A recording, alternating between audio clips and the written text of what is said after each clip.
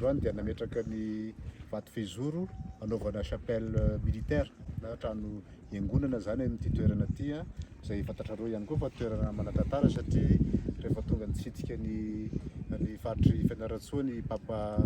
Joany Paoly faharoa tamin'ny fotoan'androny dia nandalo tamin'ity toerana tony. Ary zany chapelle militaire zany moa dia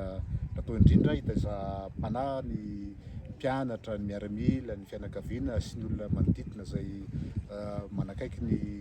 fiangonana satria ilaitsika zany amin'ny fiainantsika andavanandro, ary ilaitsika ihany koa ny mifototra amin'Andriamanitra amin'ny zay zavatra rehetra ataontsika. Isika dia mpindrana fotsiny fa tsy tompony, ary izany indrindra dia manana andraikitra feno ny tompon'ny komandin'ny sekoly miaramila pirenena mijery an'ireo mpiofana amin'itony sekoly itony mba hanana ihany koa fitazam-panahy ankoatra ny fitazana ara-batana sy ny fitazana ara-tsaina. Réactionnao tamin'ny nahazo ambeson-data misikatsato efa nambarako teo fa miondrika ampanajana antsika amin'ny falasan'ny gendarme de première classe Sisanda raha tsy mandresy zay lafo no ny etraketraka